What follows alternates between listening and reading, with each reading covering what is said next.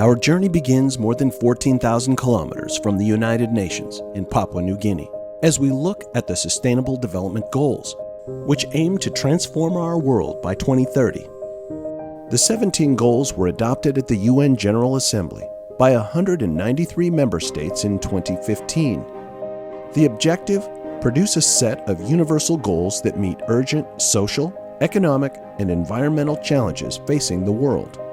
What makes these goals different? Each goal is dependent on the other goals. These goals are universal, integrated, and transformative. The last goal focuses on the importance of partnership between the government, the UN, development partners, civil society, faith-based organizations, youth groups, communities, and the private sector. Despite the many challenges of life in Papua New Guinea, the government and people of PNG are making great efforts toward the SDGs. Progress will be made only if we work together. We begin with one woman working tirelessly to feed her family. Her name is Susan, and today Susan is in a field tending to her crops as her husband fishes nearby in the ocean. For Susan, her 4 daughters, and husband, their crops are at risk as the sea level rise affects the salt level in the soil. This means less access to a variety of food and a greater risk of stunting for her daughters.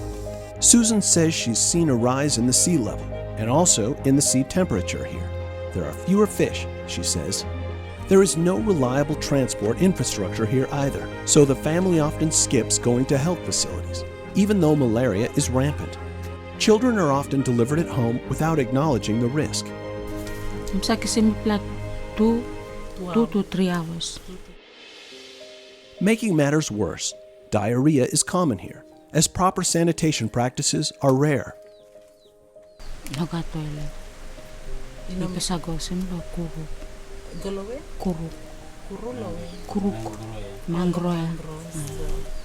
Susan has only an 8th grade education. Secondary school is not really an option for her family, as there is no secondary school nearby. Another big concern for her: clean water. The encroaching sea is threatening their water supply with salt. For Susan and her family, she says, their big dream is simply surviving, which has become increasingly difficult.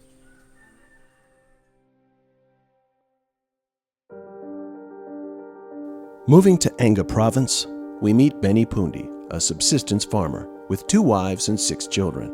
Health problems are common here because the nearest hospital is far away. Mipla kisimol bigini ko lausik. Ausik ko sa sasi mipla so mipla nokat mani. Tu emlongoy road. Dislas mipla no sako. Inte laus. Aus. Yeah. Nokat. Ule. Farmers here rely on rain, so their food production is very unstable. The current rain pattern has changed, and it's unpredictable, making it difficult to plant seeds at exactly the right time. They're limited to a few varieties of crops, so their children are often stunted. These same children must also walk great distances to school and rarely attend beyond early primary. Yes, but school, not blind school. Yeah. You know, no around the school close to you. There's a school of Muripe. I'm taking 1 hour 30 minutes. All of the children help work in the fields. There are no close markets to sell their produce, so everything they grow, they eat. They have no source of outside income. Benny's family uses a basic pit latrine and has no electricity or running water. The family relies on firewood cut from the nearby forest. As for the future, Benny wants only 2 things. Me lucky 1 plus school now, 1 plus housing. I'm told me lucky stuff. In Jello Plus. And finally, we move to the capital of Port Moresby and the 5-mile settlement. My name is Dorothy Robert. My age is 39 and I have 6 children.